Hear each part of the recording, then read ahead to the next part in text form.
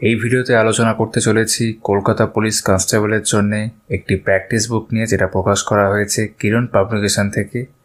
তবে শুরুতে এখানে উল্লেখ করতে চাইবো, তোমরা যারা এখনও এই চ্যানেলটা সাবস্ক্রাইব করোনি অথবা এই চ্যানেলের সঙ্গে যুক্ত হওনি, তোমরা সাবস্ক্রাইব করতে পারো। আর যদি এই ভিডিওটা তোমাদের ভালো লাগে একটু লাইক করতে পারো। এই ভিডিওতে যে বিষয়গুলো নিয়ে আমি আলোচনা করব সেটা প্রথমে হচ্ছে একটা প্রাথমিক ধারণা, অর্থাৎ বইটার সম্পর্কে একটা বেসিক আন্ডারস্ট্যান্ডিং। তারপর দাম কীরকম করা হয়েছে বা ডিসকাউন্ট দিয়ে কত পড়তে পারে।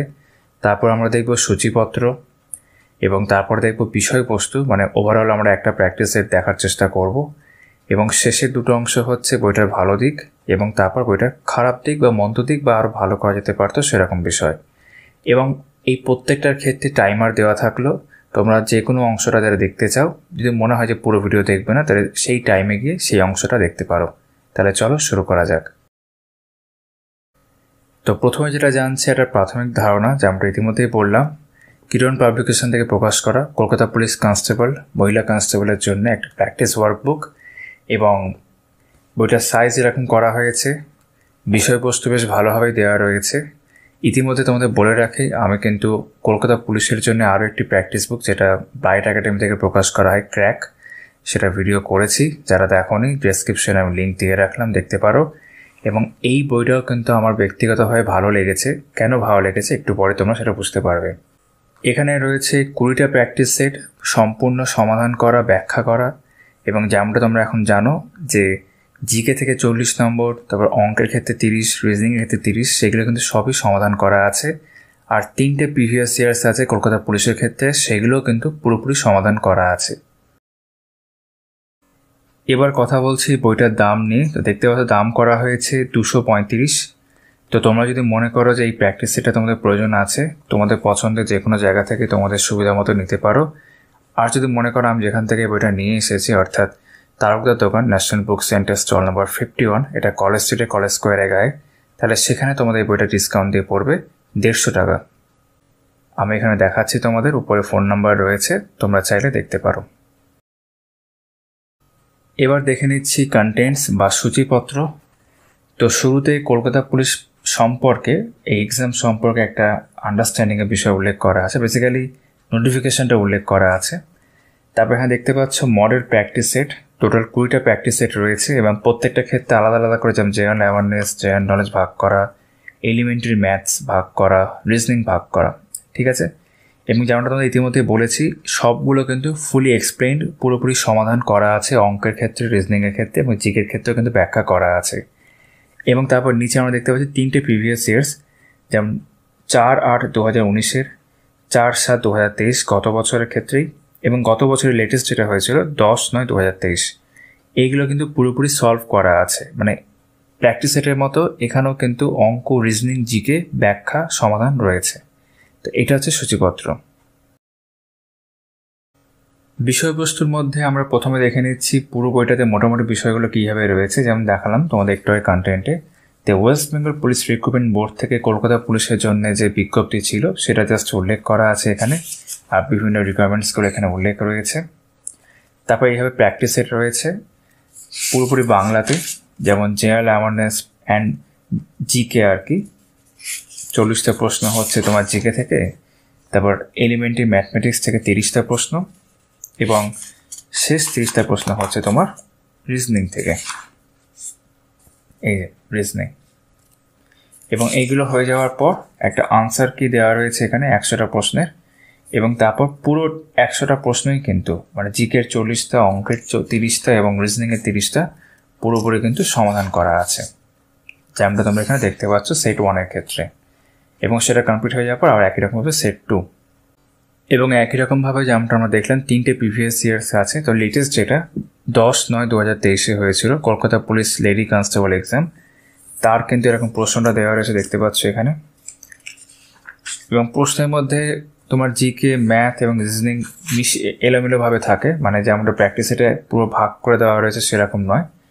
তো সেটা 100টা প্রশ্ন হয়ে যাওয়ার পর আনসারকে এখানে দেওয়া রয়েছে, ঠিক আছে। এবং তারপর এখানে দেখতে পাচ্ছ এক্সপ্লেনেশন শুরু হয়েছে। যেমন 7 নম্বর প্রশ্নের ক্ষেত্রে কোনো সঠিক উত্তর পাওয়া যায়নি, সেটা এখানে স্টার মার্ক উল্লেখ করা আছে।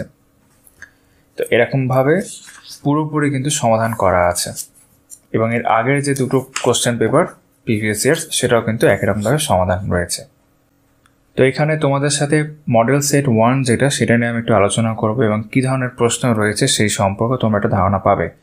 তো আমি এটা ইতিমধ্যে দেখেছি। তো আমার যেটা ফাইন্ডিংস সেটা হচ্ছে যে প্রশ্নপত্রের মান বেশ সহজই বলা যেতে পারে, মানে তোমরা করতে পারবে সেরকমই রয়েছে। এবং যেটা আমি ভালো দিকের মধ্যে একটু পরে গিয়ে বলবো যে প্রায় এরারলেস বলা যেতে পারে, মানে সমাধান বা ব্যাখ্যা যেখানে আমি দেখছিলাম আমি কিন্তু ভুল সে অর্থে দেখতে পাইনি বললেই চলে। দু একটা জায়গায় প্রিন্টিং মিস্টেক রয়েছে, সেটা আমি ভিডিওর যেখানে নেগেটিভ দিক সেখানে উল্লেখ করছি একটু পরে। তো যাই হোক, তো প্রথম প্রশ্নটা যেমন দেখি যে সুকন্যা সমৃদ্ধি যোজনা কিসের সঙ্গে সম্পর্কিত। এটা হচ্ছে 4, বালিকাদের জন্য এক ক্ষুদ্র সঞ্চয় প্রকল্প। আমি তোমাদের একটু পরে দেখাচ্ছি এক্সপ্লেনেশনগুলো। তারপর নিম্নে উল্লেখিত কোন রাজ্যটি উত্তর পূর্ব ভারতে 7 সিস্টার যেটা আমরা জানি 7টা রাজ্য নিয়ে তার মধ্যে অন্তর্ভুক্ত নয়। তো ডেফিনেটলি সিকিম নয় সেখানে। তারপর 3 নম্বর প্রশ্নটা হচ্ছে কোন 2 শহরের মধ্যে ভারতের প্রথম প্রায় দ্রুতগতির ট্রেন বন্দে ভারত যেটা আমরা জানি এক্সপ্রেস চালু করা হয়। প্রথম চালু করা হয়েছিল বারাণসী আর নয়াদিল্লির মধ্যে। তারপর 4 নম্বর হচ্ছে মহাত্মা গান্ধীর বিখ্যাত লবণ যাত্রা যেটা আমরা জানি সিভিল ডিসঅবিডিয়েন্স মুভমেন্টের মধ্যে পড়ে পরবর্তী সময় দান্ডি পর্যন্ত, সেটা গুজরাটের কোথায়? তো সেটা হচ্ছে নবসারি। নিম্নোক্ত কোন গিরিপথটি শ্রীনগর এবং লেহকে যুক্ত করে? জজিলা। তারপর 6 নম্বর হচ্ছে নিচে উল্লেখিত কোন দেশ, এই দেশটি প্রিন্টিং মিস্টেক, রাষ্ট্রসংঘের নিরাপত্তা পরিষদের স্থায়ী সদস্য নয়। 5টা দেশ আছে কিন্তু তার মধ্যে কিন্তু জাপান নেই। নিচে দেওয়া কোন মহাদেশে গোবি মরুভূমি রয়েছে বা গোবি ডেজার্ট? এশিয়া হচ্ছে আনসার। তারপর কম্পিউটারের কোন অংশকে তার মস্তিষ্ক বলা হয়? সিপিইউ। নিচে দেওয়া কোন এককটি ব্যবহার করা হয় কোনো পদার্থে পরিমাপ জানতে, সেটা মোল। একটু আমরা জাস্ট এক্সপ্লেনেশনটা দেখে নিই 10 অবধি, তা তোমরা একটা ধারণা পাবে কীরকমভাবে রয়েছে।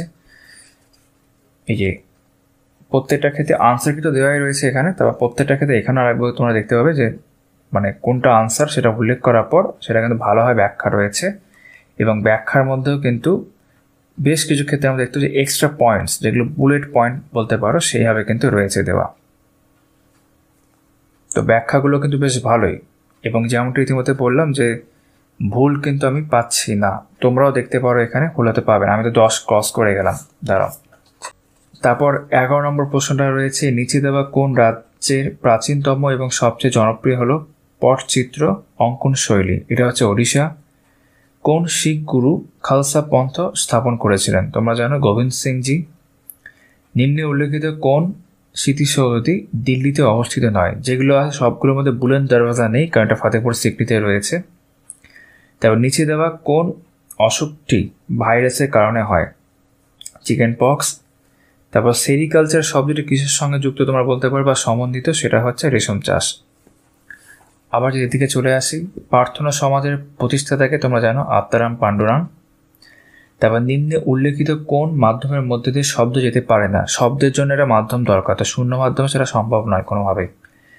লোকসভায় সর্বাধিক কতজন সদস্য থাকতে পারেন? এটা আমি এই মুহূর্তে স্কিপ করছি, তার কারণ আছে, এটা পরে দেখাচ্ছি। কোন সালে আকবর ও হেমুর মধ্যে পানিপথের দ্বিতীয় যুদ্ধ হয়েছিল? তোমরা জানো 1556, ঠিক আছে। আর কোনটা এখানে কোন রাজ্যে কুন্দনকুলম পারমাণবিক বিদ্যুৎ কেন্দ্র, যেটা সব থেকে বৃহত্তম আমাদের দেশে এখন এই মুহূর্তে 2013 সালে হয় তামিলনাড়ুতে, ঠিক আছে। তো 20 অবধি দেখে নিই এক্সপ্লেনেশনগুলো আরও একবার।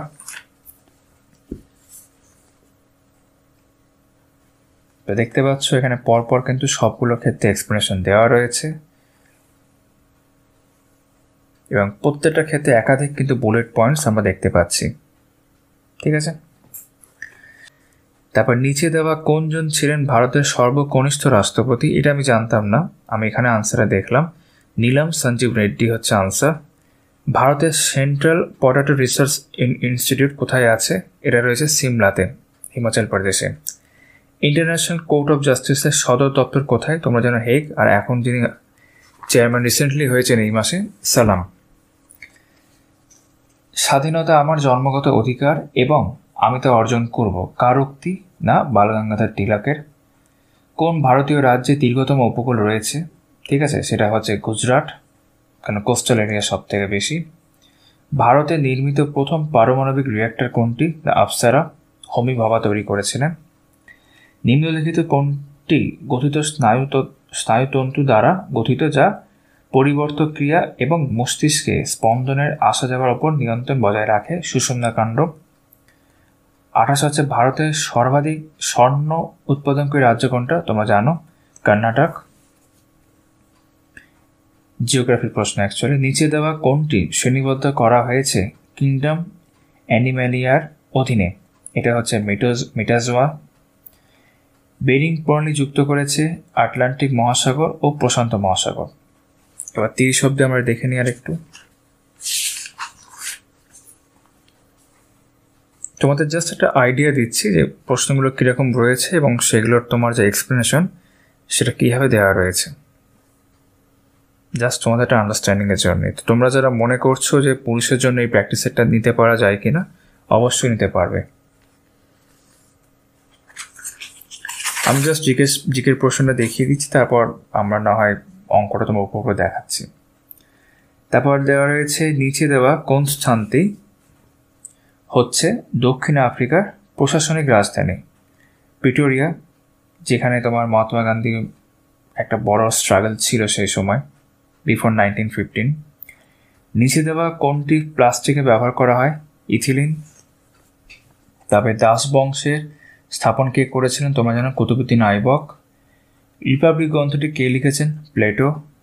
তা ভারতের বৃহত্তম রেল ও সড়ক সেতু যা যুক্ত করে আসামকে অরুণাচল প্রদেশের সঙ্গে, সেটা হচ্ছে বাগেবিল সেতু। একে মনে রাখতে হবে, রেল আর সড়ক দুটোই হতে হবে কিন্তু, তাহলে বাগেবিল সেতু আনসার হচ্ছে।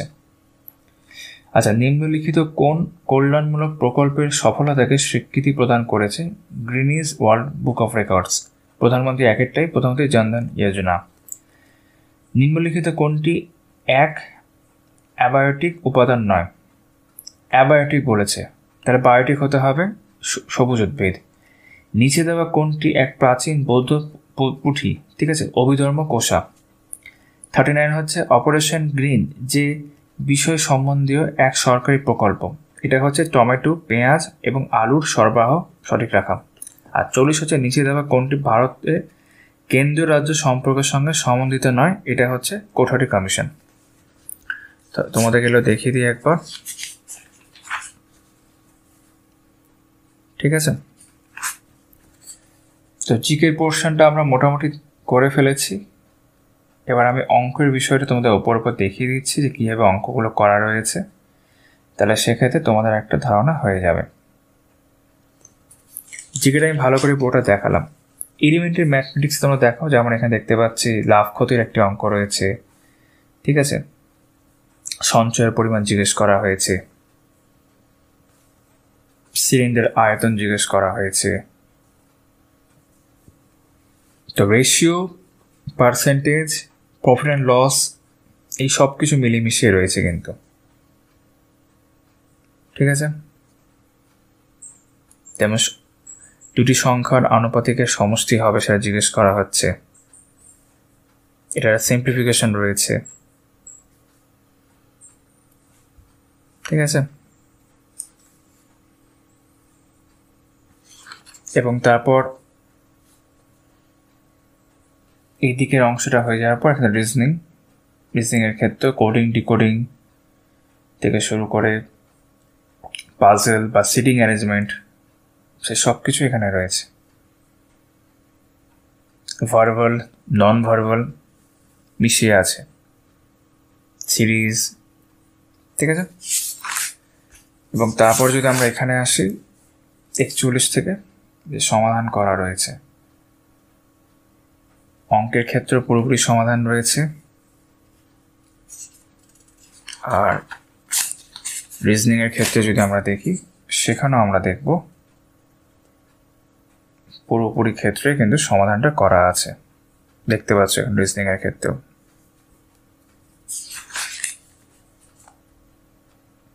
তো আমার মতে খুব কার্যকরী একটি বই এটি। এবার কথা বলবো এটার ভালো দিক নিয়ে।